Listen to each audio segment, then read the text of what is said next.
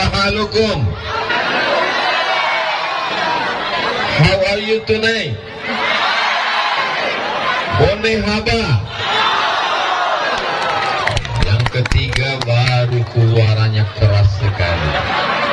Alhamdulillahi Rabbil Alamin. Majelis kita ini menjadi majelis bangkai busuk berbau berulat. Tidak ada maknanya kalau tidak diisi dengan salawat. Allahumma salli ala Sayyidina Muhammad wa ala alihi wa sahbihi wa barik wa sallim. Laisa minna, tidak termasuk umat kami, kata Nabi Muhammad SAW. Man lam yarham saghirana, orang yang tidak sayang kepada anak-anak, walam ya'rif syarafa kabirina, tidak hormat kepada orang tua, tidak sayang kepada anak, maka bukan umat Nabi Muhammad sallallahu alaihi wasallam. Supaya kita diakui sebagai umat Nabi Muhammad, yang sama-sama kita hormati Ibu Bupati Kabupaten Bima, Bapak Wakil Bupati, Ketua beserta anggota DPRD Kabupaten Bima. Hadir pula bersama kita Bapak Sekda, Bapak Kepala Pengadilan Negeri, alim ulama, qori kita yang suaranya Masya Allah tabarakallah. Saya selama ini melihatnya hanya di YouTube saja. Malam ini Ustadz Samsuri Firdaus, betul, yang baru saja melangsungkan pernikahan. Barakallahu lakum wa baraka alaikum wa jama'a bainakum fil khair. Sahabat saya yang membawa saya berkeliling di Provinsi Nusa Tenggara Barat, Ustadz Zaki Abdillah, tak dapat saya sebutkan satu persatu semuanya. Hadirin hadirat, muslimin muslimat, mukminin mukminat yang belum kawin dan belum sunat, semuanya dimuliakan Allah Subhanahu wa taala. Man kharaja fi talabil ilmi, siapa yang keluar rumah dengan niat menuntut ilmu, fa huwa fi sabilillah, maka dia sama seperti orang yang berjihad fi sabilillah. Semua yang hadir malam ini pulang mendapatkan pahala jihad fi sabilillah. Saya paham, saya mengerti. Bapak Ibu semua sudah sering mendengar tausiah saya, betul? Malam ini masyarakat Bima hadir cuma meyakinkan bahwa Ustadz Abdul Somad itu memang betul-betul ada di alam nyata. Mereka selama ini yang HP-nya sampai hang, sampai paket 2 giganya habis. Malam ini mereka ingin melihat bagaimana bentuk Ustadz Abdul Somad. Ternyata setelah dia lihat-lihat, lebih bagus di layar monitor daripada langsung. Malam ini kita sedang menambah umur. Man ahabba ibsatalahu fi rizqihi, siapa yang mau melimpah ruah rezekinya, wa yunsa'alahu fi asarihi, mau dipanjangkan umurnya, falyasil rahimahu, maka hendaklah dia menyambung tali silaturahim. Malam ini kita sedang menyambung tali silaturahim, insyaallah. Amin ya rabbal. Saya berangkat dari Pekanbaru jam 8 pagi sampai ke Yogyakarta, transit tidak turun. Lanjut lagi sampai ke Bali, transit 2 jam. Dari Bali delay lagi nambah 1 jam. Akhirnya terbang sampailah ke Bima. Di luar jendela alamnya indah, cantik, luar biasa. Ada gunung, ada laut, pemandangan sulit untuk diungkapkan dengan kata-kata. Begitu turun ke bawah, saya membayangkan kalau alamnya indah, ini orangnya pasti lembut, baik sekali. Begitu sampai ke bawah, tangan saya ditarik-tarik. Begitulah rupanya orang Bima mencintai Ustadz Abdul Somad. Kawan saya berbisik, ini efek dari susu kuda liar. Ini tandanya orang Bima sehat walafiat, fisiknya kuat. Dan ternyata qori-qori kita, orang-orang yang suaranya merdu itu kebanyakan berasal dari Bima. Allahu Akbar. Dari mana Ustaz tahu? Contoh qori kita asli, orang Bima asli ya? Bukan pemain naturalisasi. Asli. Kira-kira apa rahasianya ini? Saya mencari-cari rahasia, tapi untuk bertanya saya segan. Tapi begitu tadi makan di rumah kediaman Bapak, di rumah kediaman Ibu Bupati Bima, baru saya menduga-duga, saya belum bertanya langsung, tapi agak-agaknya mungkin suara merdu ini berasal dari Srikaya. Allahu Akbar. Kalau suaranya tidak bagus, mungkin otak kuat menghafal. Pembagian Allah ini macam-macam. Ada orang diberikan suaranya bagus, ada mungkin suaranya kurang bagus, otaknya bagus menghafal. Ada mungkin otaknya kurang bagus menghafal, suaranya juga kurang bagus, tapi tulisannya cantik. Betul. Ada mungkin orang tulisannya kurang bagus, hafalnya juga kurang kuat, suaranya juga kurang enak, tapi mungkin orangnya disiplin, tepat waktu, baik, soleh, banyak ibadah. Kita pilih salah satu dari kelebihan yang diberikan Allah Subhanahu wa Ta'ala. Otak kurang kuat menghafal, tulisan kurang bagus, suara macam kambing ditarik, orangnya selalu terlambat datang. Maka jangan khawatir, kita dekat dari laut, tinggal terjun aja ke laut. Tidak boleh begitu Pak Ustaz, karena semua manusia ini pasti ada kelebihan yang diberikan Allah Subhanahu wa Ta'ala. Yang hadir malam ini dilebihkan Allah iman, Islam, dan istiqomahnya, insya Allah. Kita kalau mati menghadap Allah, apakah yang akan kita bawa itu? Tidak. Yang kita bawa adalah iman. Maka malam ini kita bertemu dalam bingkai hari jadi ulang tahun Kabupaten Bima, sekaligus menyambut 1 Muharram yang malam ini sudah masuk di penghujung. Besok hari Jumat, hari Sabtu hari terakhir, dan hari Ahad kita sudah masuk 1 Muharram. Umat Islam sebelumnya tidak punya kalender.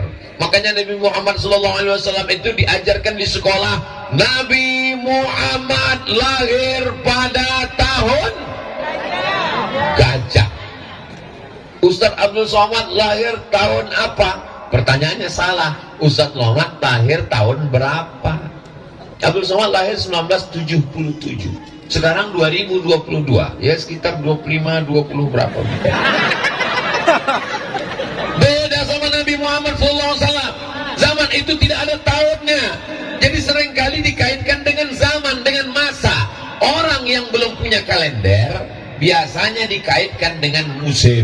Kalau kebetulan musim banjir bandang, berarti lahirnya pada tahun banjir.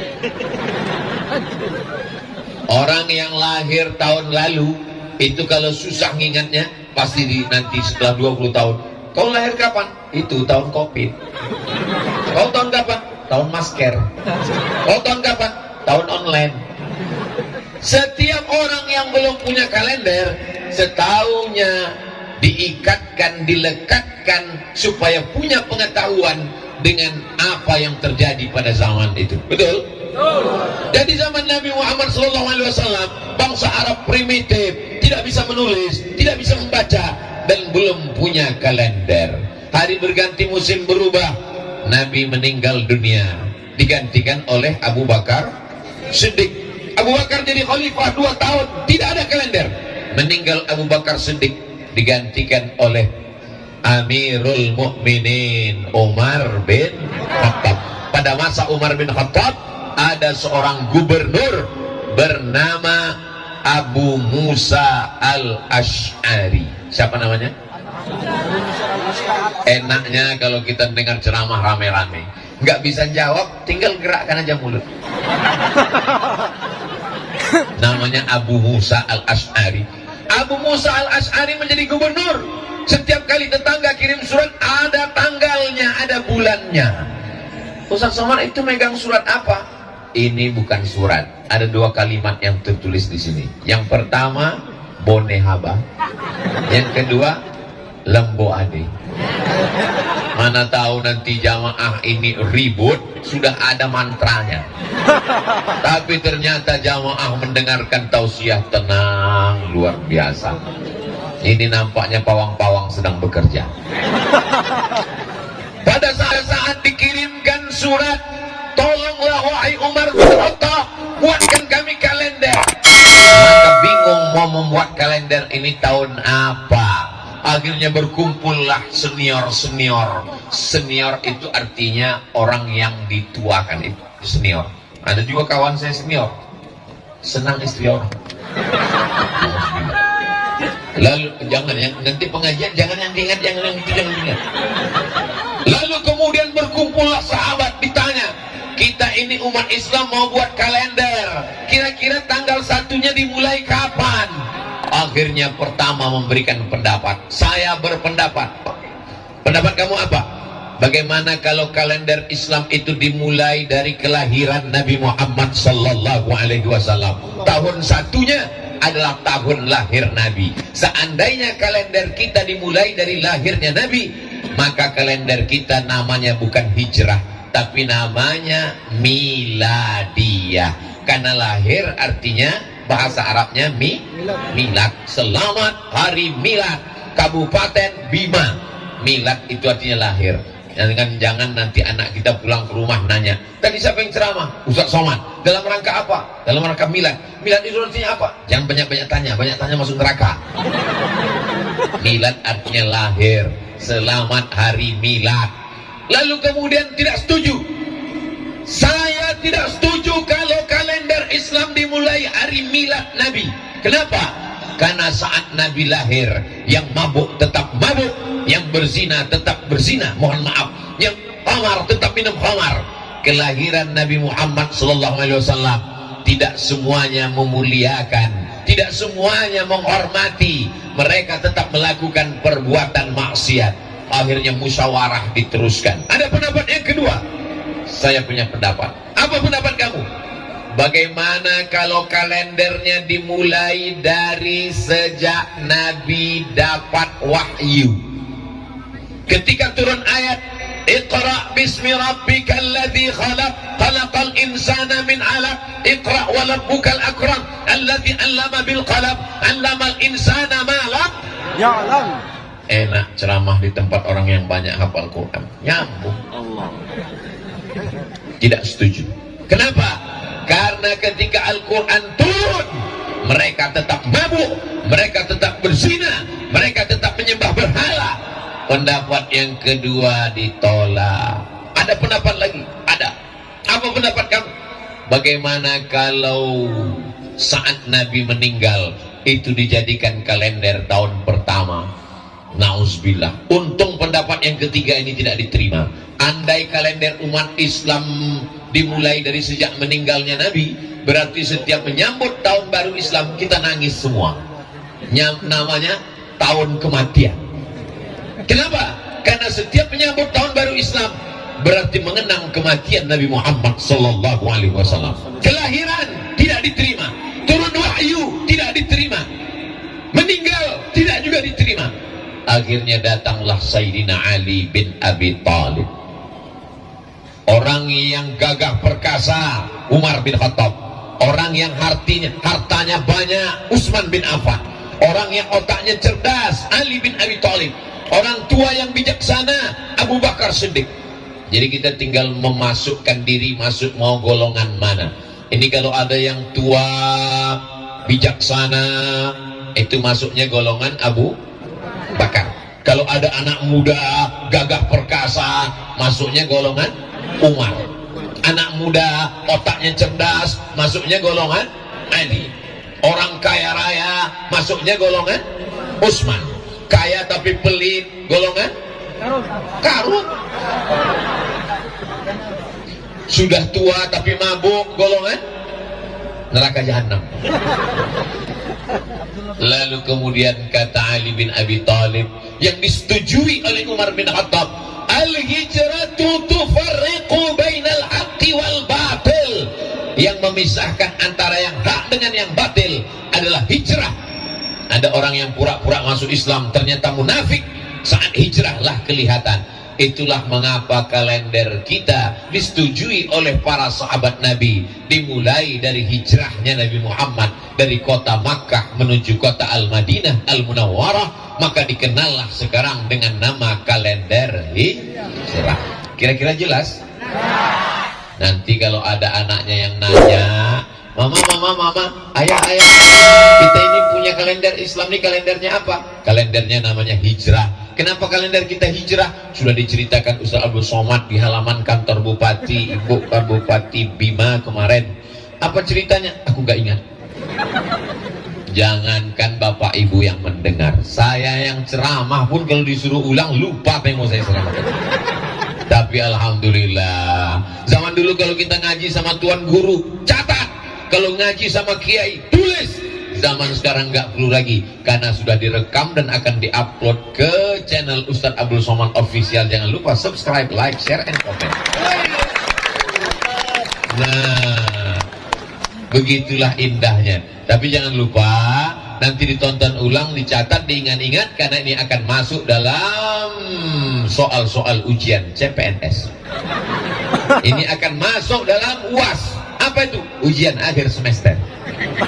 Saya dulu ikut tes CPNS. S1 belajar di Al-Azhar dengan Ustaz Zaki Abdillah. S2 belajar di Maroko. Belajar susah, sulit, payah, nulis. Begitu pulang pertanyaannya nggak ada terkait sama sekali dengan hadis, nggak ada terkait sekali dengan ayat Quran, nggak ada hubungan sama Islam sama sekali. Tono, Tini, dan Tony jaga warnet. Tini menjaga di waktu pagi karena sore dia kuliah. Tono menjaga di waktu malam karena pagi dia ada urusan. Tini dan Tony tidak bisa bekerja sama karena pernah pacaran. Jam-jam berapa saja mereka bisa kerja sama. Saya pun membaca soalnya ini, saya tahu dia mau menghabiskan waktu saya. Ini soal bagus, soal psikologi. Tapi cobalah buat soal-soal pertanyaan yang mengaitkan dengan agama. Ketika kita mati meninggalkan dunia, ada nilai dakwahnya. Dia tetap akan menjadi amal jariah. Salah satu contohnya adalah pertanyaan tentang hijrahnya Nabi Muhammad SAW. Setuju? Gak setuju juga gak apa-apa, yang penting sudah saya sampaikan. Ya Allah tabarakallah. Lalu kemudian kalender kita bernama dengan kalender hijrah. Mengapa dengan hijrah? Karena perjalanan hijrah Nabi Muhammad SAW itu Masya Allah tabarakallah. Ada seorang anak muda namanya Suhaib. Siapa namanya? Suhaib. Di ujung namanya ada tulisan Ar-Rumi. Ar-Rumi berarti dia orang Rum. Rum itu sekarang Romawi. Al-Makki, orang Makkah. Al-Madani, orang Madinah. Al-Bimawi, orang Bima. Lalu kemudian Suhaib Ar-Rumi ini dulunya dia sebatang kara, anak lajang yang merantau dari Rum ke kota Makkah Al-Mukarramah. Bisnis, dagang, kaya, raya, nikah. Begitu dia mau ikut hijrah dengan Nabi, dia jumpai mertuanya. Mertua, ya, aku mau hijrah. Mau kemana? Ikut dengan Muhammad SAW. Dulu kamu datang ke kota Makkah ini sendiri sebatang kara, tidak punya harta, tidak punya anak istri. Sekarang kau sudah kaya, punya anak istri, mau pindah, silakan tinggalkan Makkah. Tapi tinggalkan anakku dan istrimu dan anakmu, cucuku. Aku tidak mau kau bawa anakku dan cucuku. Akhirnya dia pergi meninggalkan demi mengikut Nabi Muhammad sallallahu alaihi wasallam. Untung kita tidak hidup di zaman itu. Betul? Banyak orang sekarang mengatakan dunia ini udah kacau Pak Ustadz, dunia ini udah rusak Pak Ustadz. Kalau ada orang ngomong begitu, kamu ngomong begitu di tahun 2022, memangnya kalau kamu dulu diikut di zaman Nabi udah pasti jamin ikut Nabi? Belum tentu. Boleh jadi kalau kamu hidup di zaman Nabi, mungkin kamu ikut Abu Jahal sama Abu Lahab.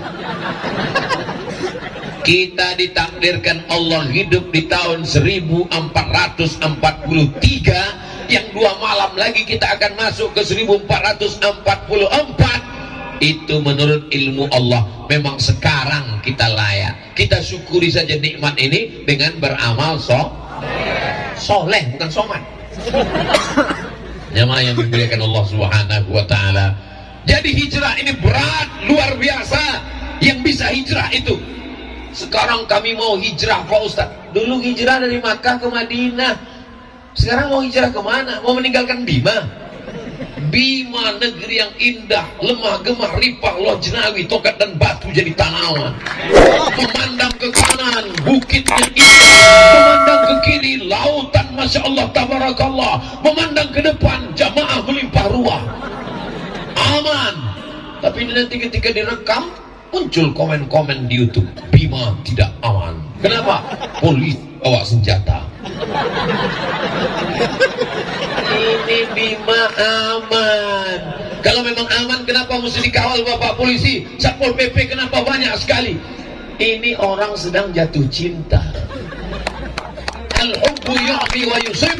Apa kata Nabi? Orang jatuh cinta itu buta dan tuli.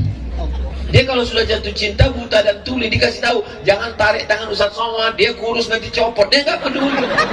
Itu maka disiapkan Satpol PP dan kepolisian. Terima kasih kita kepada TNI Polri, sukses-sukses semuanya insya Allah, amin. Saudara yang dimuliakan Allah Subhanahu Wa Taala, kenapa momen hijrah? Al hijratu tufarriqu bainal haqqi wal batil. Hijrahlah yang memisahkan antara yang hak dengan yang batil, yang pura-pura masuk Islam, yang munafik, yang angkuh, yang sombong, yang tidak siap berjihad. Ketika hijrah itulah kelihatan mana yang Islam asli, mana yang Islam KW1, KW2, KW112.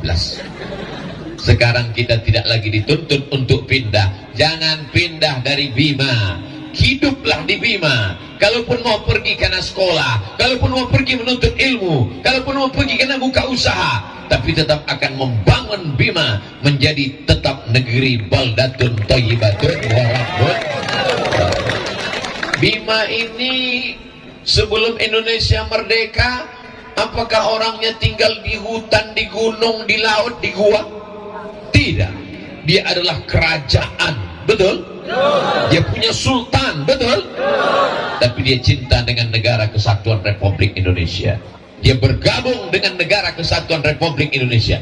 Jangan tanyakan kecintaan orang Bima terhadap negara kesatuan Republik Indonesia, betul? Ustaz tahu dari mana? Makanya sebelum ceramah nanya-nanya dulu.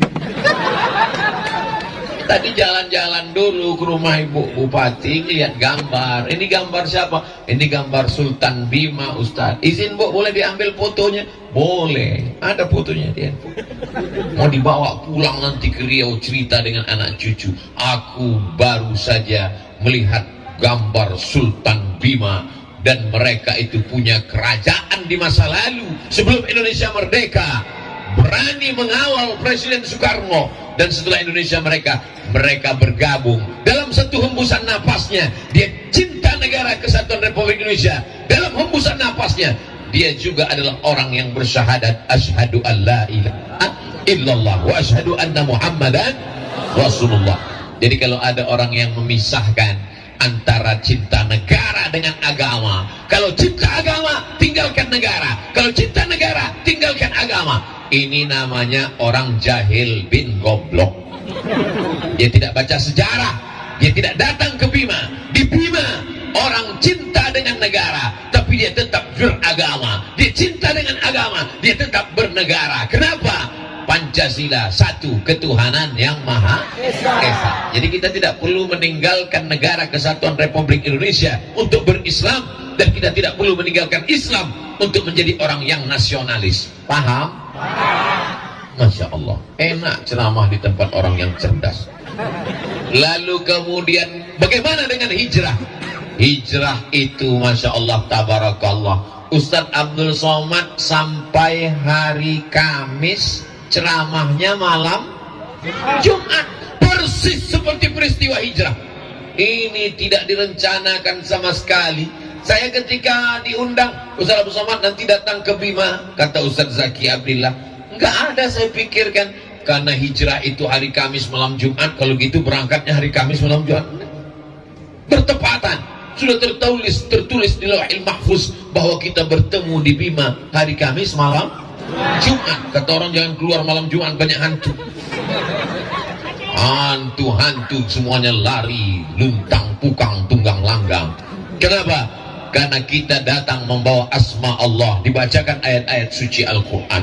Begitu dibacakan Al-Quran tadi, setannya sudah pada lari semuanya. Jadi kalau ada suami ibu besok yang tidak sholat subuh, itu bukan salah setan, tapi salah. Banyak sekarang orang menyalahkan setan. Kamu kenapa nggak sholat? Aku sebetulnya mau sholat, tapi digoda setan. Sudah dibacakan Ustadz kita tadi, setannya sudah lari semua. Kalau begitu yang salah orangnya. Orangnya sudah kesetanan, setannya pula sudah keorangan. Jamaah yang dimuliakan Allah Subhanahu wa Ta'ala, pada hari Kamis berkumpullah kepala suku di sebuah tempat balai pertemuan, namanya Darun Nadwah. Apa namanya? Darun Nadwah. Dar rumah, Nadwah tempat perkumpulan. Rumah tempat perkumpulan itu dibangun oleh seorang laki-laki namanya Qusay Abdullah. Nabi Muhammad nama ayahnya Abdullah. Muhammad bin Abdullah bin Abdul Muttalib bin Hashim bin Abdi Manaf bin Qusay. Muhammad bin Abdullah bin Abdul Muttalib bin Hashim bin Abdi Manaf bin Qusay. Qusay lah yang membangun tempat itu. Nabi tidak bertemu karena kakeknya yang kelima jauh di atas. Lalu kemudian dalam pertemuan itu pimpinan sidang menanyakan, agenda pertemuan kita pada hari ini, hari Kamis, kita akan membahas bagaimana cara membunuh Muhammad sallallahu alaihi wasallam. Orang yang bakhil, pelit adalah orang yang ketika disebut nama Nabi dia tak mau berselawat. Maka kita berselawat, sallallahu ala Muhammad sallallahu alaihi wasallam, sallallahu ala Muhammad sallallahu alaihi wasallam. Ya Nabi salam alaika, ya Rasul salam alaika, ya Habibi salam alaika, salawatullah alaika. Lalu kemudian pada saat pertemuan itu ditanyakan oleh kepala sidangnya, siapa di antara kalian yang punya ide yang bagus, yang cerdas, yang efektif untuk membunuh Muhammad sallallahu alaihi? Yang satu angkat tangan, saya punya ide. Apa ide kamu? Bagaimana kalau dia kita buang di tempat yang jauh supaya kita aman di sini, mau mabuk, mau menyembah berhala, mau berzina sesuka hati kita, supaya tidak ada yang mengganggu kita. Kita buang dia ke tempat yang jauh. Kata ketua sidangnya, saya tidak setuju. Kenapa? Karena kalau dia kita buang di tempat yang jauh, nanti di sana dia punya pengikut, dia orangnya punya aura karismatik, dia orangnya karismatik kepemimpinan, nanti di sana dia punya rakyat, nanti di sana dia punya pengikut. Tiba-tiba pengikutnya datang ke Makkah, mati kita semua dia bunuh. Usul yang pertama ditolak. Ada yang punya ide lain? Angkat tangan lagi. Jadi ternyata orang kafir musyrik jahiliyah yang katanya jahiliyah bodoh itu bermusyawarah. Jadi kalau ada orang sekarang memutuskan perkara tidak musyawarah, berarti lebih jahiliyah dari jahiliyah. Ada ide yang kedua. Ada. Apa usul kamu? Bagaimana kalau dia kita masukkan ke dalam kotak, kita buat kotaknya dari kayu, kita paku, kita ikat, kita letakkan dia di samping Ka'bah. Jangan kasih makan, jangan kasih minum, biarkan dia kering, panas. Bapak Ibu tahu bagaimana panasnya kota Makkah Al-Mukarramah. Bima ini termasuk panas atau dingin? Panas. Tapi perasaan saya dingin. Ada yang bilang panas dingin Pak Ustaz. Itu berarti demam. Bapak Ibu, mudah-mudahan kita panjang umur, sehat, bisa ke Makkah Al-Mukarramah. Itu diletakkan sendal swallow, sendal jepit di atas gurun pasir Makkah, langsung gulung jadi martabak.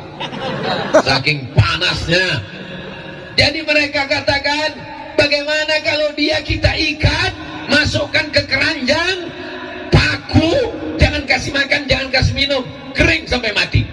Kata ketua sidang, saya juga nggak setuju. Kenapa?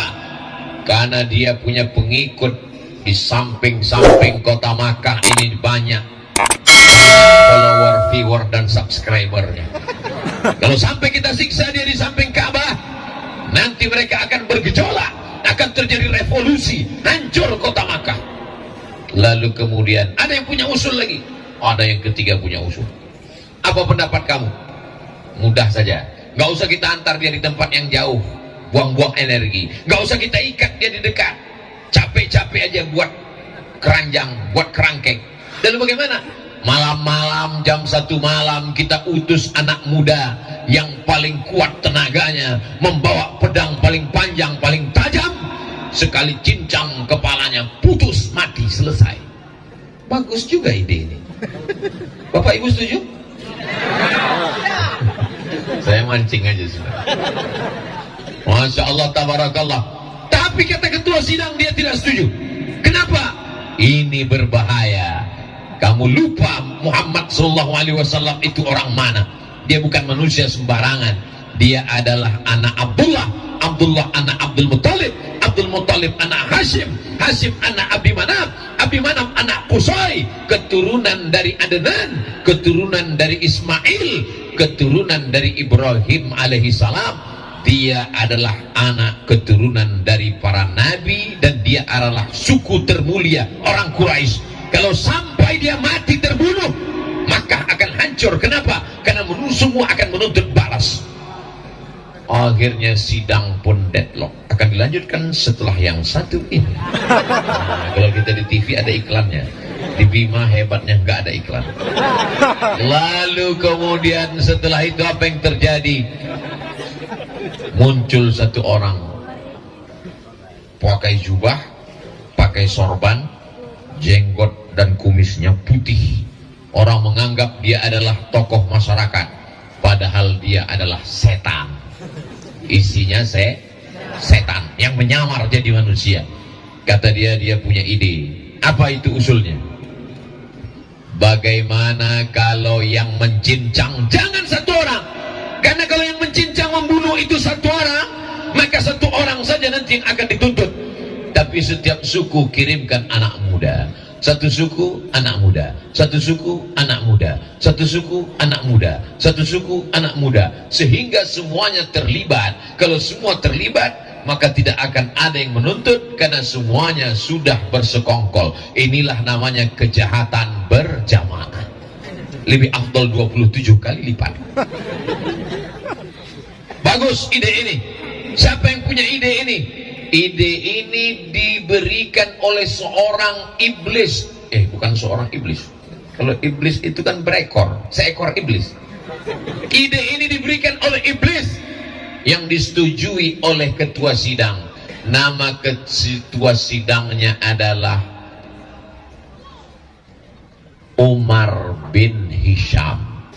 Kalau saya sebut Umar bin Hisham, banyak orang nggak tahu. Umar bin Hisham itu siapa, Pak Ustadz? Namanya Umar bin Hisham, tapi nama kerennya Abu Jahal. Oh, kalau itu kami kenal, Pak Ustadz. Ada seorang laki-laki namanya Abdul Uzza. Abdul Uzza siapa, Pak Ustadz? Kami nggak kenal.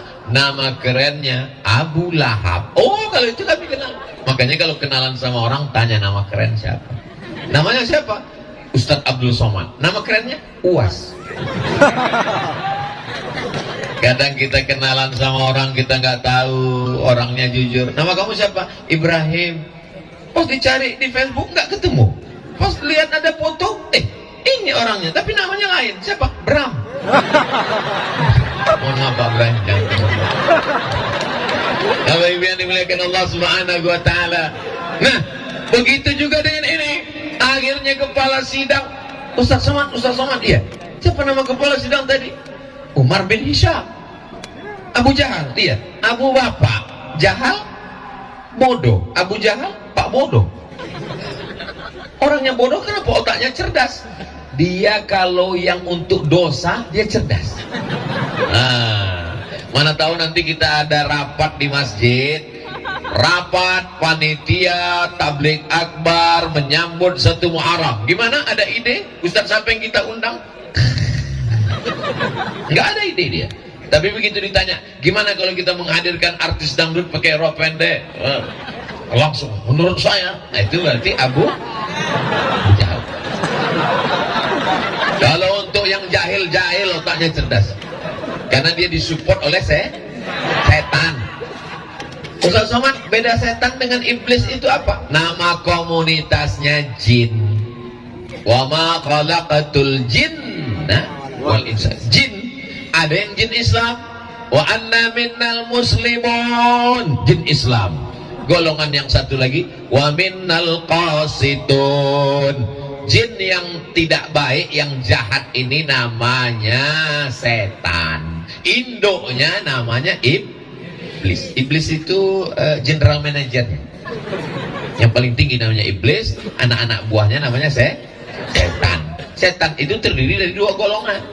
Yang kelihatan manusia, yang tidak kelihatan jin. Alladzi waswisu fi sudurin nas minal jinnati. Kamu mau kemana? Aku mau dengar tabligh akbar pengajian. Di mana? Di halaman kantor Bupati Bima. Siapa yang ceramah? Ustaz Abu Somad. Bagus kita main gaple. Itu berarti yang ngajak itu saya. Nanti kalau ada yang membuli, setan. Setan yang punya paket 2 giga. Apa yang terjadi ketika itu? Ini idenya mantap. Setiap suku, satu anak muda yang paling gagah perkasa, yang lengannya paling tegap, ambil pedang paling tajam, yang satu malam masuk ke rumah Muhammad sallallahu alaihi, cincang kepalanya, hancur, selesai. Efisien dan efektif. Kapan kita laksanakan? Nanti malam. Jangan tunda lagi. Lalu kemudian sidang pun selesai, ketok palu, mereka pun bubar. Lalu kemudian setelah itu Nabi Muhammad sallallahu alaihi wasallam datang ke rumah Abu Bakar Siddiq. Nabi Muhammad punya sahabat namanya Abdullah bin Abi Quhafah, tapi karena anaknya seorang gadis bernama Sayyidatuna Aisyah menikah dengan Nabi, bahasa Arabnya anak gadis itu Bakr atau Bikr, maka bapaknya disebut bapak gadis Abu Bakar. Nama aslinya Abdullah, nama ayahnya Abu Quhafah. Abu Quhafah, Abdullah bin Abi Quhafah. Assalamualaikum. Waalaikumsalam. Monehaba. Assalamualaikum Abu Bakar. Waalaikumsalam. Nanti malam Abu Bakar kita hijrah. Ini hari Kamis sidang, pas malam Jumat, siang Kamis Nabi mendatangi rumah Abu Bakar. Abu Bakar, nanti malam kita hijrah. Mengapa nanti malam ya Rasulullah? Karena nanti malam akan ada anak-anak muda yang gagah perkasa. Jam 1 malam mereka akan datang membawa pedang. Mereka akan memancung kepalaku, mencincangku. Sebelum mereka datang, kita sudah keluar nanti malam. Pertanyaannya, dari mana Nabi Muhammad bisa tahu? Ternyata ruang sidang itu dipasang penyadap. Oleh siapa? Intel. Punya Allah Subhanahu wa taala. Ternyata di ruang sidang itu ada Jibril alaihi salam. Malaikat Jibril datang melapor, ya Rasulullah, ya nanti malam sebelum anak muda itu datang kau cabut duluan. Oke, I'm coming. Abu Bakar siap karena memang dia sudah lama menunggu perintah. Sahabat yang luar biasa. Lalu kemudian Nabi pun pulang berkemas-kemas, bersiap-siap, dan pada waktu malam Nabi pun bersiap. Nabi itu habis sholat Isya tidur. Tidur yang paling berkualitas habis sholat Isya. Tidak boleh ngomong setelah sholat Isya kecuali tabligh akbar. Ini malam ini acaranya setelah Isya kan? Kok boleh? Karena pengajian. Aslinya nggak boleh. Makanya di pondok-pondok pesantren tahfiz Quran habis sholat Isya tidur. Mudah bangun jam 2 malam. Tidur Nabi nggak lama-lama. Nabi itu tidurnya sedikit. Beda dengan Abu Somad, dikit-dikit tidur, dikit-dikit tidur. Naik pesawat tidur. Buka kaca, lihat masih di awan, tutup lagi. Sampai di hotel tidur. Lalu kemudian tidur itu paling bagus kalau Isya jam 8, 9, 10, 11, 12, 1. Biasanya Nabi bangun malam jam 1 dia pergi ke Masjidil Haram salat tahajud. Kenapa salat di samping Ka'bah mesti malam? Karena kalau siang banyak kafir musyrik jahiliyah mencekik lehernya, menyungkup kepalanya. Jadi kalau ada dekat rumah kita ada orang nggak pernah ke masjid, jangan suuzon, karena dia takut dicekik Abu. Bapak Ibu pun juga kalau yang belum pernah ke masjid, nanti kalau ditanya sama tetangga, sama ustadz, kenapa nggak pernah ke masjid? Saya ke masjidnya jam 1 malam, seperti Rasulullah SAW. Kalau di siang hari saya takut dicekik. Ini tidak ada di Bima, ini adanya di kampung saya di Riau. Di Bima semuanya orangnya ke masjid, betul? Assalatu wassalamu alaik. Tadi waktu saya dari airport menelusi laut, melihat matahari tenggelam, indahnya Masya Allah, saya rekam. Beginilah suasana di kota Bima. Anak-anak semuanya pergi ke masjid sehingga sepi. Masya Allah, indahnya. Memang betul, ini bukan basa-basi. Semua orang pergi ke masjid. Alaika ya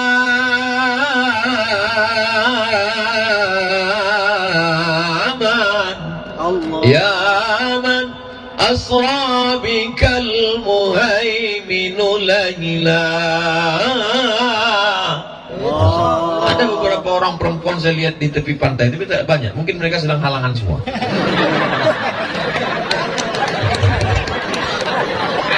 Begitulah hebatnya. Lalu kemudian Nabi SAW malam itu dia keluar dari rumah. Begitu Nabi keluar dari rumah, bangun dia jam 1 malam, dia keluar dari rumah, anak-anak muda sudah siap mau masuk ke dalam, mau mencincang kepalanya. Nabi membuka. Itulah ayat yang selalu kita baca setiap malam. Waj'alna min baini aydihim saddan wa min khalfihim saddan fa'aghshaynahum fahum la yubsirun. Surat yang selalu ibu baca kan? Waj'alna min baini aydihim sadda, kami jadikan bagian depannya ada tembok. Wa min khalfihim sadda, kami jadikan belakangnya ada tembok. Fa'aghshaynahum, kami tutupi mereka mata mereka. Fahum la yubsirun, mereka tak bisa melihat. Ini ayat dalam surat Yasin bercerita tentang Nabi hijrah keluar rumah, tidak dilihat oleh anak muda. Jangan dipakai saat razia lalu lintas. Ini gara-gara dengar ceramah Ustaz, besok begitu nampak razia langsung waja'alna min baini aydihim saddan wa min khalfihim saddan fahum la yubsirun fa'aghshaynahum fahum la yubsirun. Oh gitu, lewat depan Polantas prit gitu. Loh, kok Bapak ngeliat? Kata Pak Polisi, aku dengar ceramah juga. Kok pikir kau aja baca Yasin?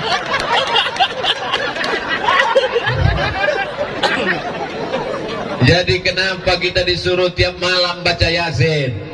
Kalau malam Jumat, man qara'a surat Al-Kahfi, siapa yang baca surat Al-Kahfi malam Jumat, sore Jumat, petang Jumat, pagi Jumat, adha'a lahu min nur, Allah berikan dia cahaya pencerahan ma bainal jumu'ataini, antara Jumat yang lalu dengan Jumat yang akan datang.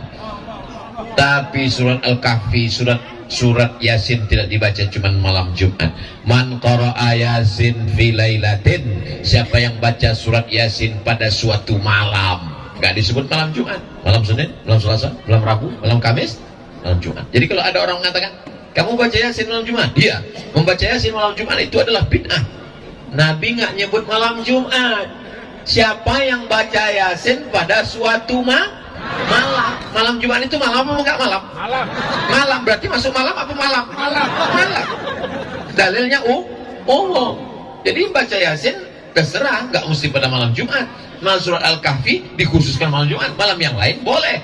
Lalu kemudian kalau kita disuruh membaca itu malam Jumat, sebenarnya kita sedang mengenang peristiwa hijrah setiap malam.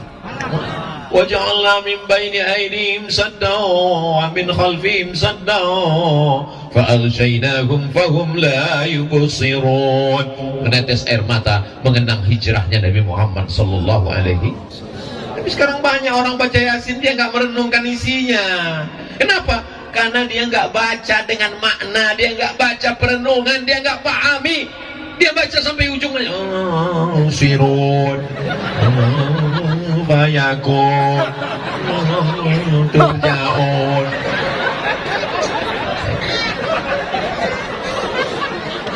Ustaz Somad jangan ejek orang baca Yasin. Hari ini orang sibuk dengan drama Korea. Hari ini orang sibuk dengan fashion show.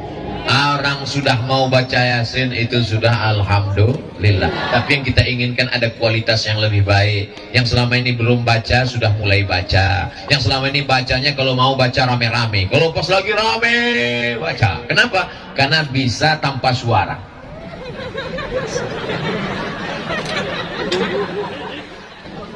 Yang sudah mau baca alhamdulillah, alhamdulillah wa syukrulillah. Itu jurusnya kalau nggak hafal saya. Lalu kemudian Nabi Muhammad SAW keluar. Setelah Nabi berlalu, barulah mereka tersadar, mereka terbangun, mereka terpukau, mereka masuk ke dalam rumah. Lalu kemudian mereka melihat ada sesosok di atas tempat tidur. Mereka mencabut pedang. Inilah dia. Kata satu orang di antara mereka, kita buka dulu, kita lihat dulu apa isinya. Jangan-jangan batal guling. Begitu dibuka, ternyata di dalamnya ada siapa? Ali bin Abi Thalib.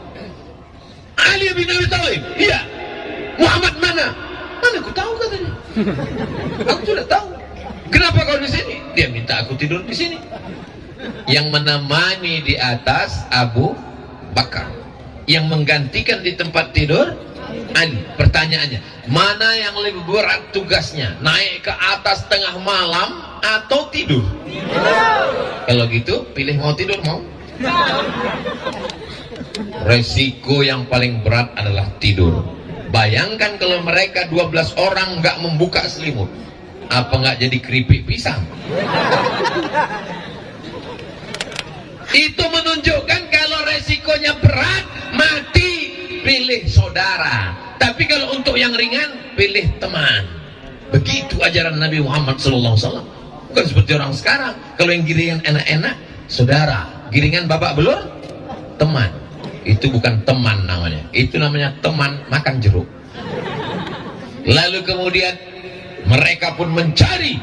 Dia sudah pergi, dia sudah hilang. Nabi Muhammad SAW tidak langsung pergi, karena kalau dia langsung pergi pasti mereka akan kejar.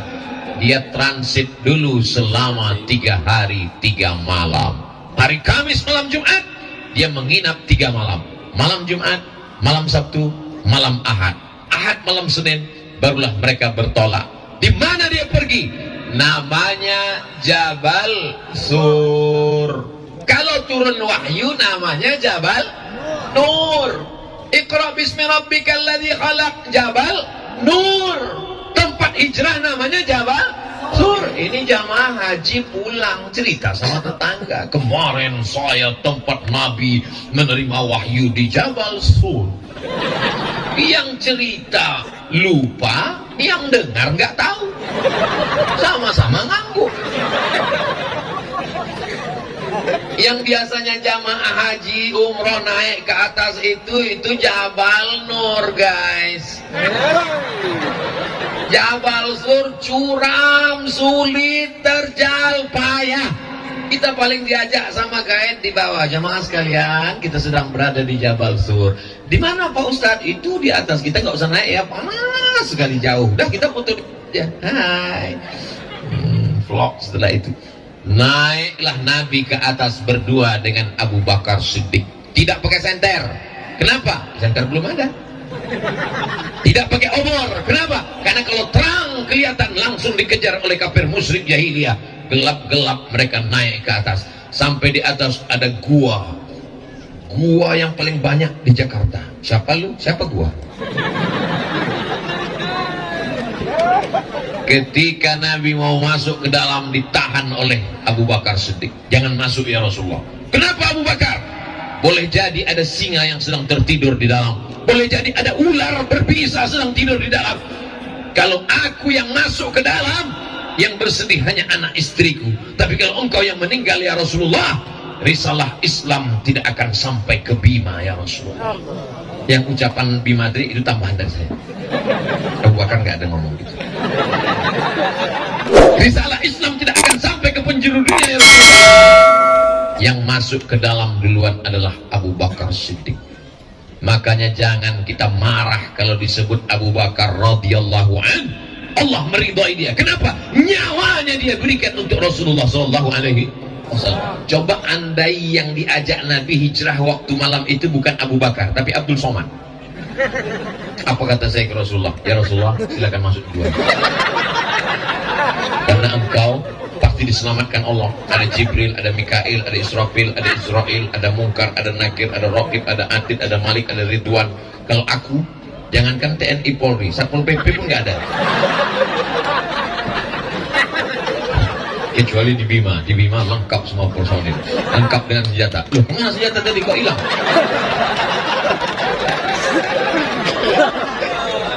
Masuk Abu Bakar Siddiq ke dalam, gelap. Dia awasi, dia bersihkan. Ternyata sudah tidak ada binatang berbisa, tidak ada harimau, tidak ada singa. Lalu kemudian ada lubang. Dia duduk, dia tutup lubang itu dengan belakang.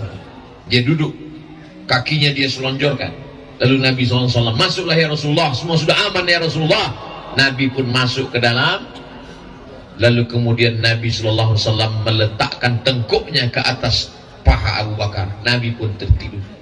Tak lama Nabi tertidur, tiba-tiba Nabi terbangun. Mengapa Nabi terbangun? Ada menetes air dari atas batu. Tidak mungkin embun, tidak mungkin pohon kayu. Air apa ini Abu Bakar? Kata Abu Bakar, air mataku ya Rasulullah. Kenapa engkau menangis? Engkau rindu. Apa yang membuat engkau menangis, hai Abu Bakar?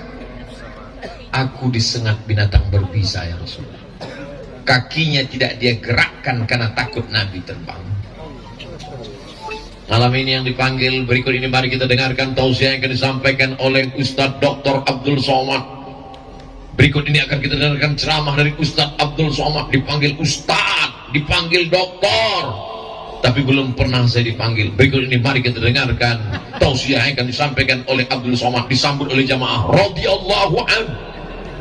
Abu Bakar diridhai Allah. Kenapa? Nyawanya dia berikan, dirinya dia jadikan tebusan. Binatang berbisa menyengat kakinya, tak dia gerakkan. Sampai akhirnya air mata, kaki bisa dia tahan, tapi ada satu yang tak bisa tahan. Air mata menetes jatuh ke bawah, jatuh tepat ke pipi Nabi Muhammad SAW. Andai kita yang memangku Nabi malam itu, melompat kita duluan. Karena Nabi Rasulullah nggak sadar apa lagi. Begitulah cintanya Nabi Muhammad. La tasubbu ashabi, jangan kalian caci maki sahabatku. Lau anfaqa ahadukum mithla Uhudin zahaban, seandainya ada di antara kalian yang bisa mensedekahkan, mewakafkan emas sebesar bukit Uhud, tidak sampai satu genggaman Abu Bakar Siddiq. Apakah ada orang sekarang yang mencaci maki Abu Bakar Siddiq? Ada. Kelompok Syiah, mereka tiap hari mengatakan Abu Bakar laknatullah alaih, Umar laknatullah alaih. Nabi sudah memprediksikan bahwa di akhir zaman, di awal zaman, di tengah zaman, ada orang mencaci maki Abu Bakar Siddiq. Abu Bakar Siddiq digelar dengan Abu Bakar ini Siddiq di bulan Ramadan. Al-Khalifatul Awal Abu Bakar ini Siddiq. Jawabannya radhiyallahu anhu. Belum pernah ketika protokol memanggil. Berikut ini mari kita dengarkan tausiah yang akan disampaikan oleh Ustaz Abdul Somad radhiyallahu anhu. Kenapa tidak ada jamaah menyebut dia diridhoi Allah? Kita hanya baru berharap mudah-mudahan kita diridhoi Allah Subhanahu wa taala. Tadi saya mulai ceramah jam 9. Sekarang sudah pas jam 10. Lanjut. Belum lagi hijrah. Hijrah 8 hari 8 malam, azan subuh baru selesai ini. Ternyata kalau kita ceramah di tempat orang yang hatinya tenang, itu nggak terasa lama. Saya biasanya tabligh akbar di depan orang banyak itu emosi saya tak stabil. Tapi di Bima ini tenang semua. Ini menunjukkan jamaahnya udah makan malam semua. Jamaah yang dimuliakan Allah Subhanahu wa taala. Lalu kemudian selama di sana yang ngantar makanan itu siapa? Malam Jumat, malam Sabtu, malam Ahad, malam Senin. Yang mengantarkan makanan seorang perempuan namanya Asma. Pakai alif. Siapa namanya? Asma. Mesti panjang, Asma. Kalau nggak pakai alif, Asma itu sesak napas. Asma membawakan makanan, diikatkannya di kainnya. Perempuan sanggup naik ke atas. Tidak semua jamaah haji, jamaah umroh sanggup naik ke atas Jabal Sur. Ini perempuan. Kira-kira di dunia ini yang lebih hebat laki-laki apa perempuan? Perempuan. Lihat, perempuan mengaku semua. Kami lebih hebat. Islam tidak mendiskreditkan laki-laki dan perempuan. Al-mu'minuna wal mu'minat. Laki-laki dan perempuan ba'duhum awliya'u ba'd. Mereka saling tolong menolong. Siapa yang mengatakan perempuan itu didiskriminasi dalam Islam? Perempuan itu dilecehkan dalam Islam? Asma tetap diberikan peran naik ke atas. Selama di atas itu beritanya harus diupdate. Karena sekarang hiruk pikuk. Orang Makkah sedang mencari. Abu Bakar kemana? Muhammad kemana? Kenapa hilang? Dia kemana? Maka informasi itu dibawa oleh Abdullah. Ada seorang laki-laki namanya Abdullah. Kalau siang dia di Makkah, malam dia naik ke atas membawa berita. Inilah pentingnya update status. Status Ustadz Somad besok di Ustadz Abdul Somad official Instagram yang followernya hampir 7 juta itu. Tausiah Ustadz Abdul Somad di lapangan kantor Bupati Kabupaten Bima. Ustadz Abdul Somad ini seorang ustadz yang luar biasa. Salah, yang betul adalah biasa di luar. Di tempat lain Abdul Somad susah mau ceramah di tanah lapang. Dia mesti dikurung dalam masjid, kecuali di Bima.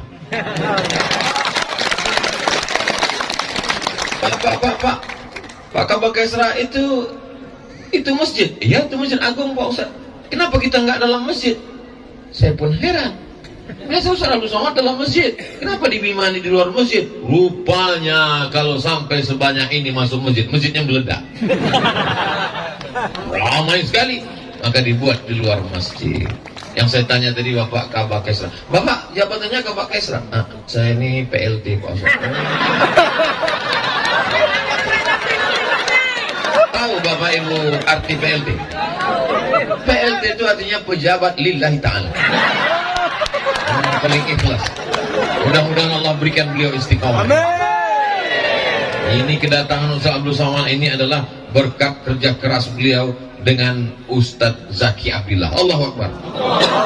Sampai mana tadi? Lupa ceramah. Lalu kemudian Nabi Shallallahu Alaihi Wasallam selama di atas itu mesti ada satu yang berjaga-jaga mengawal di bawah. Jangan sampai musuh ada kelihatan. Yang mengawal di bawah itu namanya Amir bin Fuhairah, pura-pura mengembala kambing. Dia ngontrol. Kalau ada orang kasih kode. Kayaknya waktu itu belum bisa miss call. Kalau ada orang kasih kode. Ada yang menemani di atas Abu Bakar Siddiq. Ada yang menggantikan di tempat tidur Ali bin Abi Thalib. Ada yang membawa makanan Asma. Ada yang membawakan berita Abdullah. Ada yang mengawal di bawah namanya Amir bin Fuhairah. Ini kalau menurut bahasa kampung saya, the right man on the right place. Orang yang tepat di tempat yang tepat. Ditempatkan dia di sini. Ini jadi kepala dinas, ini jadi kepala kantor, ini jadi kepala badan, ini yang ada kepala, ini nggak ada kepala. Supaya bekerja ini. Jadi pelajaran dari hijrah ini luar biasa Bapak Ibu yang dimuliakan Allah Subhanahu wa taala. Kenapa tidak langsung berangkat? Kalau langsung berangkat diikuti musuh. Biarkan suasana tenang. Sama seperti Bapak Ibu minum kopi, diaduk. Setelah diaduk nggak langsung minum. Kita biarkan dulu tenang 3 hari. Setelah 3 hari baru kita minum. Lalu setelah 3 hari, malam Jumat, malam Sabtu, malam Ahad, hari Ahad malam Senin, barulah Ustadz Somad pulang ke Pekanbaru Riau. Jadi saya sampai hari Ahad nanti berkeliling. Jangan pulang. Oh bahaya, nanti disangka buka cabang. Lalu kemudian sampai mana tadi? Lalu saya kalau ketemu simpang tuh lupa.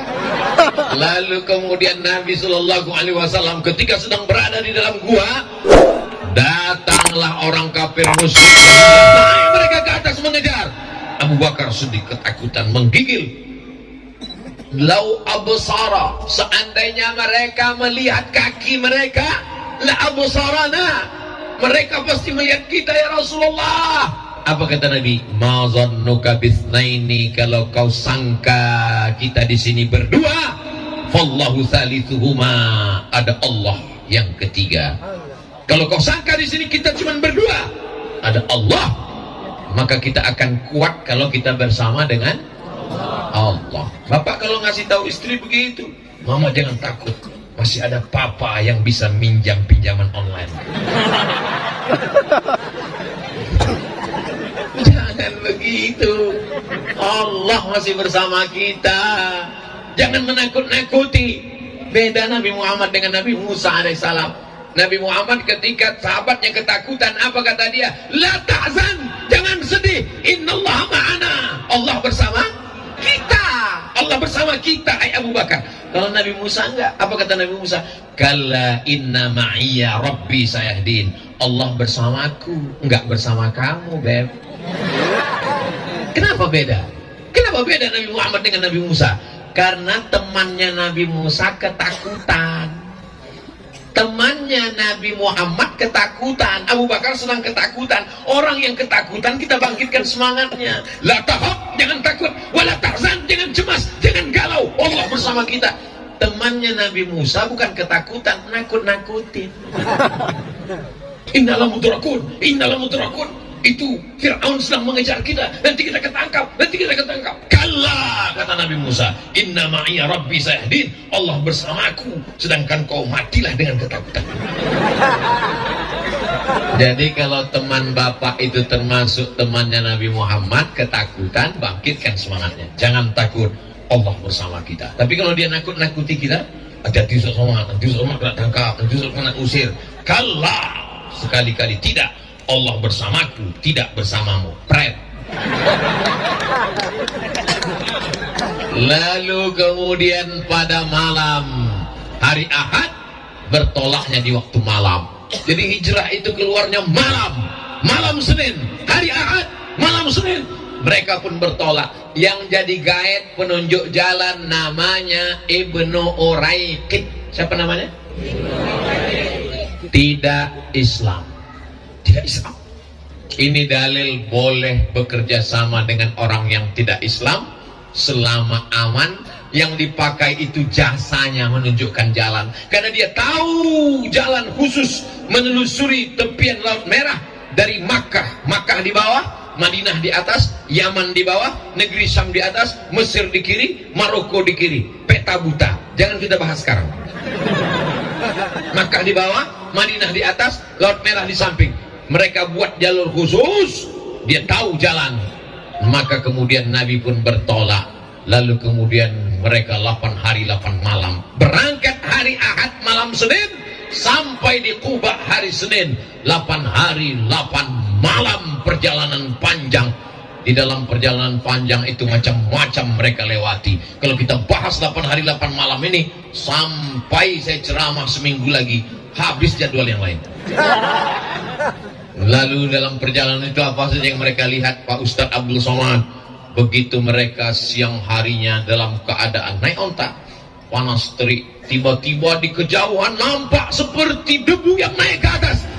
Kalau kita sedang berada di gurun pasir, tiba-tiba nampak ada debu yang naik ke atas, itu berarti ada orang yang sedang mengejar kita di belakang. Ya Rasulullah Sallallahu Alaihi Wasallam, itu ada orang mengejar kita ya Rasulullah. Iya.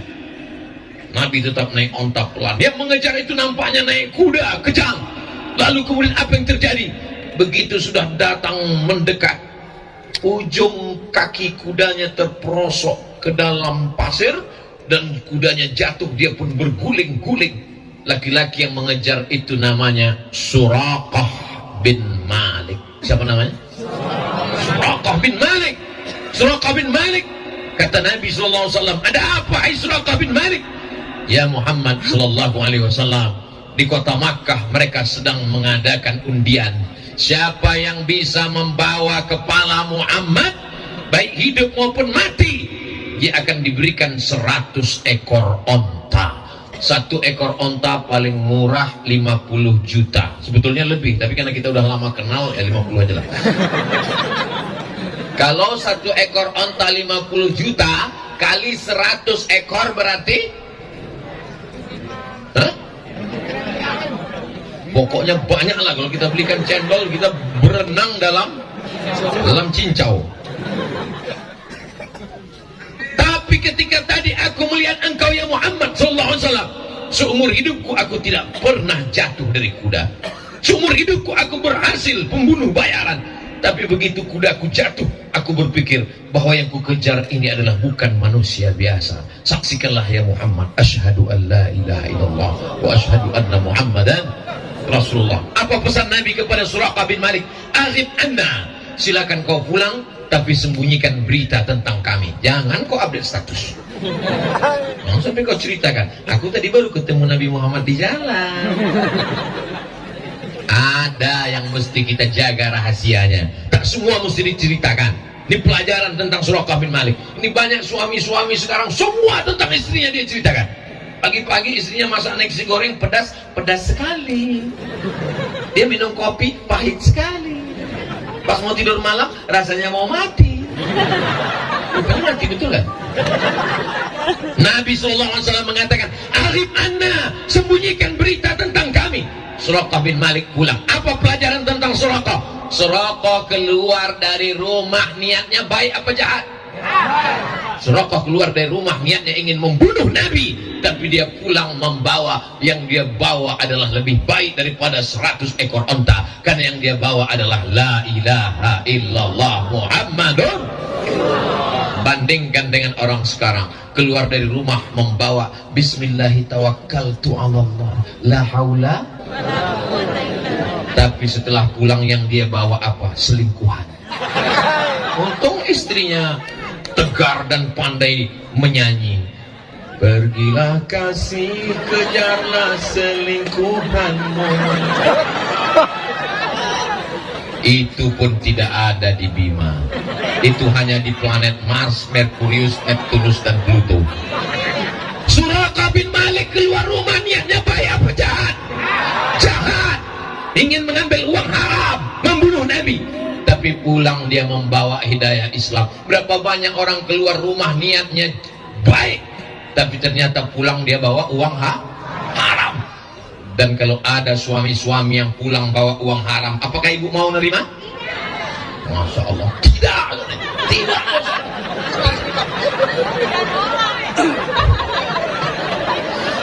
Itu hebatnya perempuan-perempuan yang tangguh dan luar biasa. Lalu kemudian Nabi melanjutkan perjalanan. Sampai dia lanjutkan perjalanan, panas, kering kerontang. Mereka mampir ke tempat peternakan kambing. Sudah merupakan hukum yang tidak tertulis. Kalau mampir ke tempat peternakan kambing, boleh minta air susu kambing.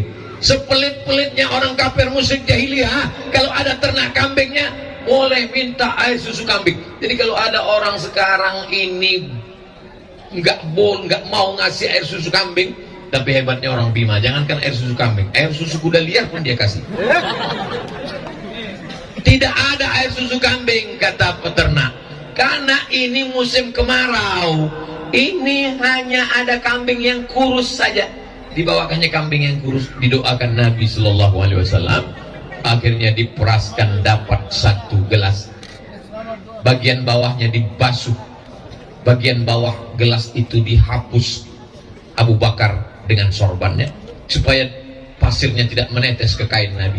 Lalu diberikan kepada Nabi SAW. Nabi pun meminum. Ketika Nabi meminum air itu, apa kata Nabi? Apa kata Abu Bakar Siddiq saat melihat Nabi meminum? Fasyariban nabiyyu hatta irtawaitu. Nabi meminum air susu kambing sampai hausku hilang. Saya ketika membaca hadis ini nampaknya buku salah cetak. Yang minum Nabi atau Abu Bakar? Saya ulang sekali lagi. Nampaknya yang dengar udah nggak konsen. Yang minum ini Nabi apa Abu Bakar? Nabi kan? Yang bilang hausnya hilang Nabi Abu Bakar? Kenapa Nabi yang minum haus Abu Bakar hilang? Ini buku salah cetak.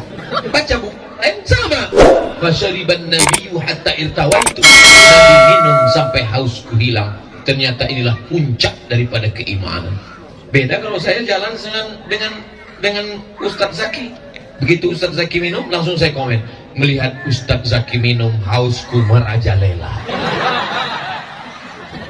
Kita belum bisa merasakan perasaan orang lain. Kita hanya menjaga perasaan kita tanpa menjaga perasaan orang lain. Saya ini orangnya termasuk menjaga perasaan orang lain. Dari tatapan mata orang, saya tahu dia gelisah ceramah ini nggak habis-habis. Makanya di mana-mana saya ceramah itu saya batasi. Ceramah Abdul Somad tidak lebih dari 60 menit sesuai yang tertulis di botol 600 ml. Kecuali di Bima 2 botol.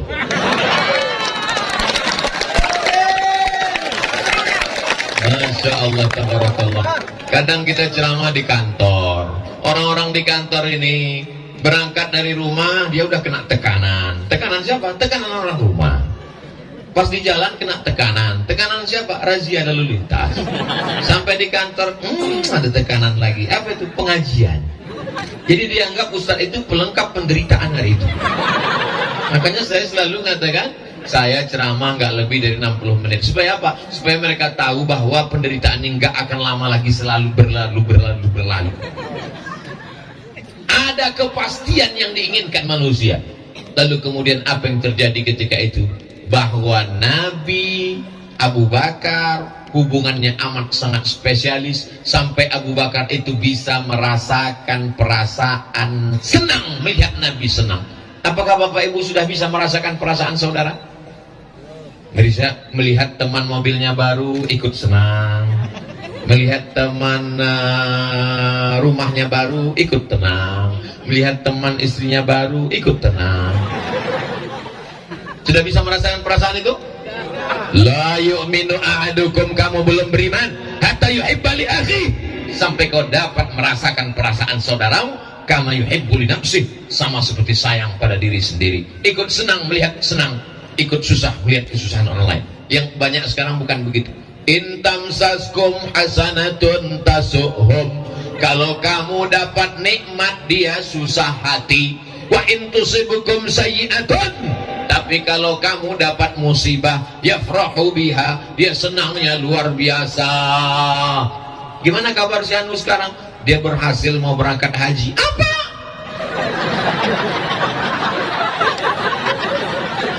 Dia kemarin mau berangkat haji Puroda, tapi setelah sampai di Cengkareng gagal. Alhamdulillah.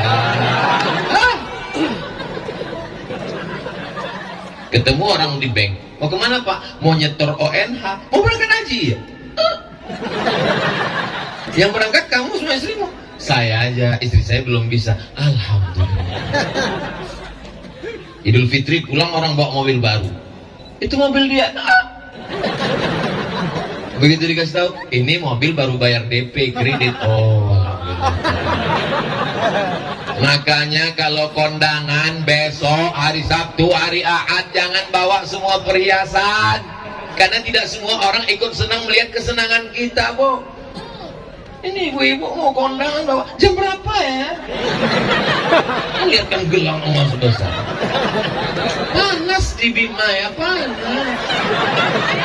Gak semua orang ikut senang melihat kesenangan kita. Ditambah lagi ancaman ekonomi sulit, orang pencuri, maling, garong. Ingat, kejahatan terjadi bukan hanya karena ada niat dari pelakunya, tapi juga karena ada kesempatan. Waspadalah. Lalu kemudian Nabi Muhammad SAW melanjutkan perjalanannya sampai pada suatu malam di suatu kampung, sholat isya jamaahnya lebih 70 orang. Loh, kapan mereka masuk Islam? Itu pertama kali Nabi lewat. Ternyata perjalanan di ujung tanduk terancam mau dibunuh orang, tapi dakwah tak boleh berhenti. Nabi mengajarkan dakwah, rukun-rukunnya aja yang dibaca. Al-Fatihah, niat, Al-Fatihah, takbir. Langsung saat itu mereka sholat berjamaah, makmumnya 70 orang. Lanjut perjalanan. Akhirnya mereka pun sampai di suatu tempat namanya Quba. Kuba sebelum masuk ke Masjid Nabawi. Sampai di Kuba hari Senin, 4 malam nginap di Kuba. Malam Selasa, malam Rabu, malam Kamis, malam Jumat, 4 malam berdiri satu masjid. Itulah dia Masjid Kuba. Mudah-mudahan nanti kita bisa sampai ke Masjid Kuba. Siapa yang sholat di Masjid Kuba dapat pahala seperti umroh. Apa Pak Ustaz? Siapa yang sholat di Masjid Kuba dapat pahala seperti umroh? Loh, saya kemarin waktu umroh mampir di Masjid Kuba, enggak sholat, foto aja Pak Ustaz. Foto di depan mimbar, foto di samping mihrab, buat vlog, update status, tapi enggak sholat. Yang salah siapa? Ustaz Somad. Kenapa aku yang salah? Kamu yang tidak belajar. Panjang umur sehat badan, kita akan umroh insyaallah. Amin. Ongkos tanggung sendiri. Apa pelajaran dari sini? 4 malam mendirikan masjid. Manfaatkan, jangan mati sebelum bangun masjid. Allahu Akbar. Bisa membangun masjid dengan kekuasaan, pakai kekuasaan bangun masjid. Berdiri Masjid Agung Bima. Allahu Akbar.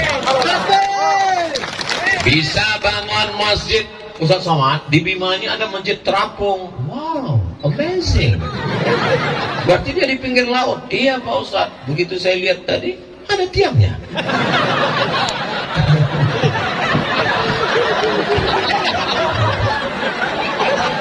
Di mana-mana yang namanya masjid terapung itu memang pakai tiang. Cuman pas lagi pasang airnya penuh. Makanya kalau foto pas lagi pasang, pas lagi surut jangan. Betapa indahnya 20 tahun akan datang masjid epicenter terbesar se-Asia Tenggara terapung di atas pantai Bima. Allahu Akbar. Ustaz Somad pernah ke masjid? Oh, idenya dari saya. Ustaz pernah sholat di situ? Enggak. Masya Allah, tabarakallah. Siapapun yang memberikan ide-ide kebaikan, man sanna fil islami sunnatan hasanatan, dilaksanakan orang setelahnya, falahu ajruha, dia dapat pahalanya. Sampaikan ke anak-anak kita, jangan mati sebelum bangun masjid. Nah, amin. Emak-emak sekarang nasihatnya anaknya, jangan mati sebelum belikan emas 3 kilo. Bapak Ibu yang dimuliakan Allah Subhanahu wa taala. Hari Jumat, malam Selasa, malam Rabu, malam Kamis, malam Jumat. Hari Jumat Nabi bertolak menuju Yathrib. Apa namanya? Yathrib artinya tanah banyak hama penyakit. Yathrib artinya tanah banyak yang tidak baik. Dirubah Nabi menjadi Al-Madinah Al-Munawwarah. Al-Madinah Al-Munawwarah. Ini artinya nama yang tidak baik mesti dirubah. Ada orang namanya Abdus Syams. Abdu hamba, Syams matahari, hamba matahari. Baik apa tak baik? Tak baik. Dirubah Nabi namanya jadi Abdurrahman. Jadi nama yang baik itu memang dinisbatkan ke Allah. Abdurrahman, Abdurrahim, Abdul Ghafar, Abdul Rauf, Abdul Somad. Allah. Lalu kemudian Nabi SAW datang, disambut mereka. Tala'al badru alaina min saniyatil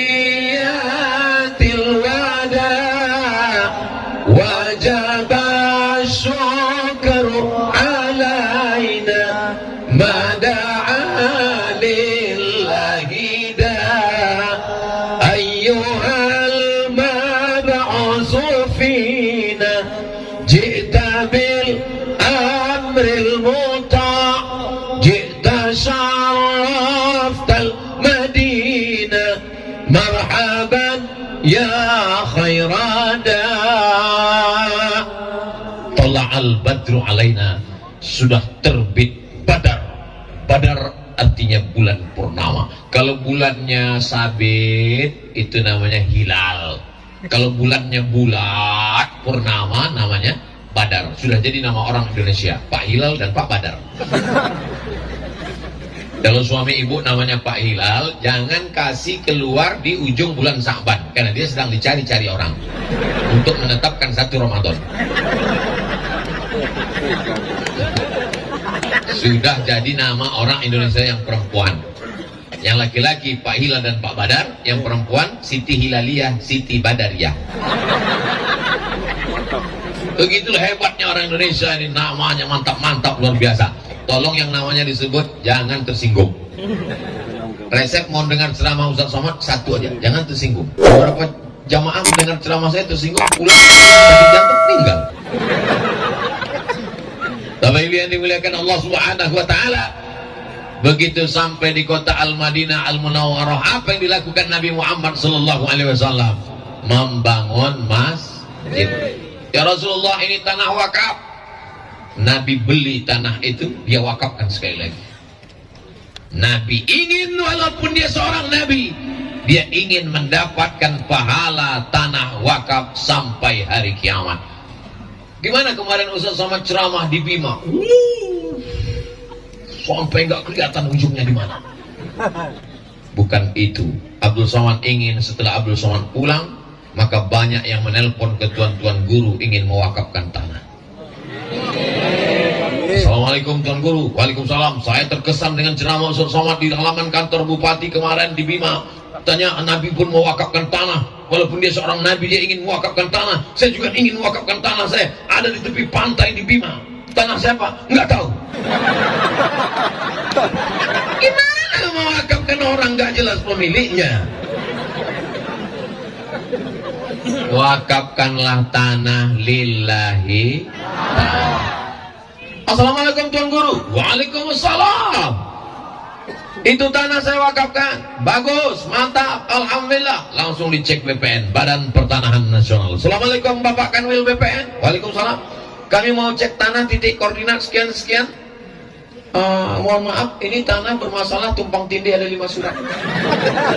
Loh, telepon lagi. Assalamualaikum. Waalaikumsalam. Tanah yang Bapak wakafkan itu bermasalah. Karena bermasalah itulah maka saya wakafkan. Kalau nggak bermasalah apa sih? Ini di provinsi lain, tidak ada di Bima. Di Bima ini orangnya ikhlas baik-baik. Tidak pernah ada masalah tanah wakaf karena memang tidak ada yang mewakafkan tanah. Insya Allah Pak Ustadz mewakafkan tanah yang kau punya sejauh mata memandang. Begitu kau meninggal dunia, yang diperlukan hanya semeter kali 2. Betul? Tanah sejauh mata memandang. Gimana kerja sekarang sukses? Alhamdulillah Pak Ustadz. Tanahnya gimana? Ya cukuplah untuk 7 keturunan. Begitu kau meninggal dunia, yang kau perlukan hanya 3 lapis kain kapan. Pernah Bapak Ibu ngelihat ada orang meninggal tiba-tiba kainnya bukan kain kapan tapi dibungkus dengan karpet? Walaupun dia orang kaya, tidak ada sekaya-kaya orang bajunya cuma 3 lapis. Ustaz Abdul Somad cuma 3 lapis. 1 singlet di dalam, kemeja, habis itu sorban kesayangan dengan tulisan luar biasa, Lembo Adi. Kalau yang dimuliakan Allah, semuanya akan berakhir. Tapi tanah yang kau wakafkan dipakai untuk sholat, dipakai untuk ngaji, i'tikaf, sampai hari kiamat akan tetap kekal abadi insyaallah. Amin. Lalu kemudian setelah Nabi membangun Masjid Nabawi, dipersaudarakannya antara orang Aus dengan orang Khazraj yang hobinya perang. Nama fulan, hobi memanah, hobi memasak, hobi makan-makan, hobi main bola. Ini enggak, hobi perang. Perang mereka semua. Didamaikan Nabi antara kaum Aus dengan kaum Khazraj. Wadhkuru ni'matallahi 'alaikum idh kuntum a'da'a. Ingatlah ketika kamu dulu bermusuhan, fa'alafa baina qulubikum. Allah satukan antara kalian berdua, fa asbahtum bi ni'matihi ikhwana. Antara sesama orang Madinah dipersaudarakan, Aus dan Khazraj. Antara orang Makkah dengan orang Madinah, orang Makkah Muhajirin, orang Madinah Ansor dipersaudarakan. Antara orang Islam dengan yang tidak Islam dipersaudarakan. Itulah dia Yahudi Bani Nadir, Yahudi Bani Quraizah, Yahudi Qainuqa, Yahudi Khaybar. 12 poin piagam Madinah. Orang Madinah walaupun tidak Islam, walaupun Yahudi bekerja sama dengan orang Islam menjaga kota Madinah dari serangan orang Makkah. Baca dalam kitab Ar-Rahiq Al-Maktum. Nomor 1 lomba menulis sejarah Nabi. Mesir kalah, Saudi Arabia kalah, Maroko kalah. Yang menang nomor 1 orang mana? Orang India, Syekh Safiyur Rahman Al-Mubarakpuri. Orang Islam mesti tahu bahwa di India itu banyak ulama-ulama besar yang luar biasa. Ini sekarang orang kalau ditanya, tahu India? Tahu? Apa yang kau kenal dengan India? Datang istrinya dari belakang.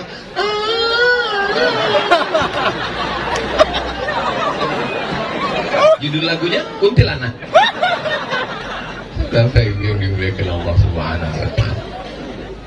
Kenapa Ustaz Abdul Somad tadi ceramah nengok ke sana, nengok, saya nengok. Saya itu kalau ceramah nengok berapa orang yang muak. Kalau saya lihat ada orang muak, saya berhenti. Saya sudah ceramah dari jam 9 sampai jam 10:30, 90 menit, nggak ada yang muak. Wow. Jamaahnya kuat, saya nggak tahan. Takbir. Kalian enak duduk. Aku berdiri dari tadi. Kata yang belakang, Ustaz kami berdiri juga. Betul, memang kalian berdiri. Tapi kalian berdiri cuma diam, aku ngomong. Insya Allah. Abdul Somad, selama orang masih mau berkumpul, selama orang masih mau mendengar ceramah, bicaralah. Karena bicaramu itu akan bernilai ibadah.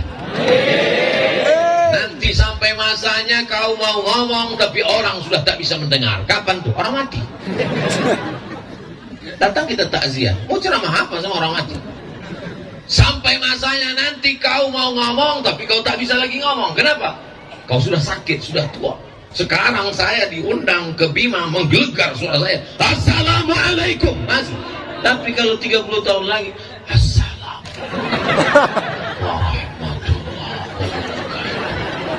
jamaah di Bima sekalian, judul kajian kita malam ini adalah bagaimana menyambut sakratul maut. Bapak yang dimuliakan Allah SWT. Jadi nanti dimanapun, di kantor dinas, di kantor bupati, di kantor lurah, di Masjid Surau Langgar Musola, kalau ada menyambut peringatan 1 Muharram, datang atau tidak datang? Datang, duduk, dengar, diam. Ngantuk-ngantuk dikit, diampunkan Allah Ta'ala. Amin. Saya belum pernah marah kepada jamaah yang tertidur, belum pernah. Saya pulang 2008 dari Maroko, sekarang 2022, 14 tahun saya ceramah, belum pernah sekalipun marah ke jamaah yang tertidur. Kenapa? Karena kalau ada jamaah yang tertidur, itu berarti hatinya sudah tenang.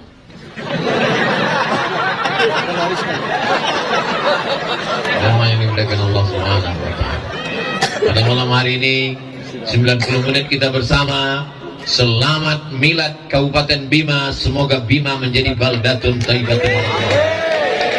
Pemimpinnya adil dan amanah, masyarakatnya khairul ummah, umat yang terbaik, umat Nabi Muhammad SAW.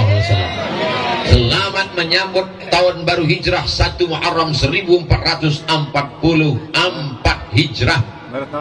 Di antara semua tausiah, inilah perdana menyambut tahun baru Hijrah. Abdul Somad menyambut tahun baru Hijrah dari wilayah timur Indonesia, dari Bima. Apa hebatnya orang Bima kalau dibandingkan orang Riau? Di Bima kita sudah selesai sholat Isya, di Riau baru mau sholat maghrib. Insya Allah orang Bima lebih dulu masuk surga daripada orang Riau. Begitu juga kalau pas masuk neraka. Tergantung kita memilih, betul? Di akhir majelis mari kita sama berdoa kepada Allah Subhanahu wa Ta'ala. Mudah-mudahan keluarga kita sakinah mawaddah warahmah. Mudah-mudahan anak-anak cucu kita soleh dan solehah, menjadi para penghafal Quran mujahid fi sabilillah. Rezeki melimpah ruah, bisa berwakaf, berinfak dan bersedekah. Diampunkan segala dosa-dosa yang besar yang kecil, dibantu melunasi segala hutang piutang, dijadikan istiqamah iman dan Islam, mati dalam keadaan husnul khatimah. Ada hadhihi niyah, untuk niat yang baik-baik ini. Al-Fatihah.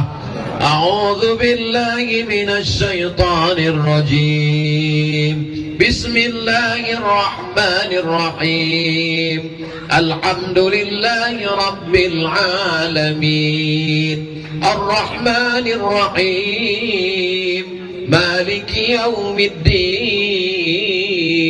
Iyyaka na'budu wa iyyaka nasta'in. Ihdinas siratal mustaqim. Siratal ladzina an'amta 'alaihim ghairil maghdubi 'alaihim waladdallin. Amin.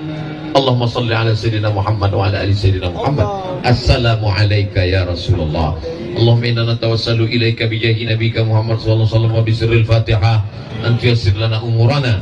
Barakah Nabi Muhammad, barakah surat Al-Fatihah, mudahkan segala urusan kami ya Allah. Wa taqdi hajatina, tunaikan segala hajat-hajat kami ya Allah. Wa tuballigh maqasidana, sampaikan segala maksud niat baik kami ya Allah. Allah mewaffiq ulata umurina, pemimpin-pemimpin kami condongkan hatinya untuk menolong agamamu ya Allah. Sehatkan badannya, kuatkan imannya ya Allah. Bil khusus Ibu Bupati, Bapak Wakil Bupati, Ketua beserta anggota DPRD, Kepala Dinas, Kepala Badan, Kepala Kantor, Kabak Kesra, semua yang tak dapat disebutkan satu persatu, Bapak Sekda, jadikanlah hati mereka istiqomah iman dan Islam. Allahumma ja'al hadzal balada baladan amina, jadikan Kabupaten Bima negeri yang aman, negeri yang damai. Allah marzuqna rizqan halalan tayyiban mubarakan fih, berikan kami rezeki yang halal dan barakah. Allahumma rabbana hablana minas solihin, jadikan anak kami anak-anak yang soleh dan solehah. Rabbana hablana min azwajina wa dzurriyyatina qurrata a'yun waj'alna lil muttaqina imama, jadikanlah pasangan hidup kami, anak-anak kami, orang-orang yang sejuk dipandang mata dan menenangkan hati kami ya Allah. Ya muqallibal qulub, engkau yang membolak-balikkan hati, tsabbit qulubana, kokohkan hati kami ala dinik, dalam agamamu, ala ta'atik, dalam ketaatanmu kepadamu ya Allah. Allahumma in kana rizquna fis sama' fa anzilhu, kalau rezeki kami masih tergantung di langit, turunkan ke Bima ya Allah. Wa in kana fil ardi fa akhrijhu, kalau rezeki kami masih tertanam dalam tanah, naikkan ke Bima ya Allah. Wa in kana ba'idan fa qarribhu, kalau rezeki kami masih jauh di tengah lautan, maka dekatkan ke daratan Bima ya Allah. Wa in kana mu'siran fa yassirhu, kalau rezeki kami masih sulit, masih susah, masih payah, maka mudahkanlah ya Allah. Rabbana la tada'lana dzamban illa ghafartah, pulang kami dari majlis ini dalam keadaan bersih dari dosa-dosa. Wala dainan illa qadaitah, lepaskan kami dari hutang piutang riba. Wala maridan illa syafaitah, ada di antara kami yang sakit, angkat penyakitnya, sehatkan ya Allah. Wala mayyitan illa rahimtah, yang meninggal dunia lapangkan kuburnya ya Allah. Wala hajatan min hawaijid dunya wal akhirati laka ridha wala nafiha salah, segala hajat dunia hajat akhirat baik bagi kami dan engkau ridha, illa qadaitaha wa yassartaha, mudahkanlah ya Allah. Wala raghiban illa anjabtah, yang belum menikah berikanlah jodoh yang baik-baik. Wala raghiban illa anjabtah, yang belum punya anak berikan keturunan yang baik-baik.